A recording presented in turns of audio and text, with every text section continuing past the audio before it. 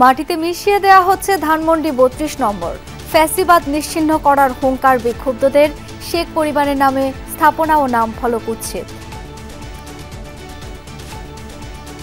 গত ১৬ বছরের মানুষের জমানো ক্ষোভ বিক্ষোভ আজকে মানুষ তাদের এই যে বাংসুরের মাধ্যমে তাদের ক্ষোভগুলো প্রকাশ করতেছে। এটা হচ্ছে অতীত এবং সামনে যারা আগুয়ান তাদের জন্য লাল সংকেত। ভাঙচুরের ঘটনা অনভিপ্রেত অনাকাঙ্ক্ষিত। প্রধান উপদেষ্টা কার্যালয়ের বিবৃতি। শেখ হাসিনার উস্কানি বন্ধ করতে সতর্ক করা হলো দিল্লিকে। ভারতকে আমরা লিখিতভাবে অনুরোধ করেছি যে শেখ হাসিনাকে রেস্ট্রেইন করার জন্য, যাতে করে তিনি এই ধরনের বক্তব্য বিবৃতি না দেন যেটা বাংলাদেশের বিপক্ষে যাচ্ছে। গণতন্ত্রের যাত্রাপথে বড় বাধা হতে পারে ৩২ নম্বরের বিশৃঙ্খলা। মন্তব্য মেজর হাফিজের। ভারতের হাত আছে কিনা খতিয়ে দেখার আহ্বান। শেখ হাসিনার বিচার দাবিতে দিনভর শাহবাগ মোড় অবরোধ। সার্জিসের আশ্বাসে সন্ধ্যায় কর্মসূচি প্রত্যাহার। বাংলাদেশে আমার এই হাজার হাজার ভাইকে শহীদ করেছে, রক্তাক্ত করেছে, খুন করেছে।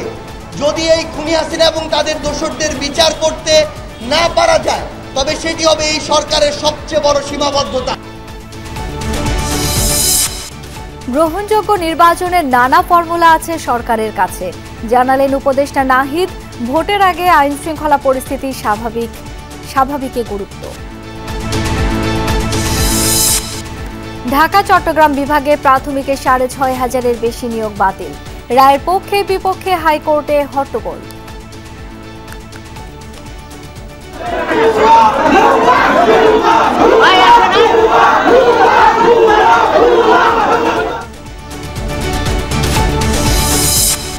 রাজধানীতে চালু হলো কাউন্টার ও টিকিট ভিত্তিক বাস সার্ভিস।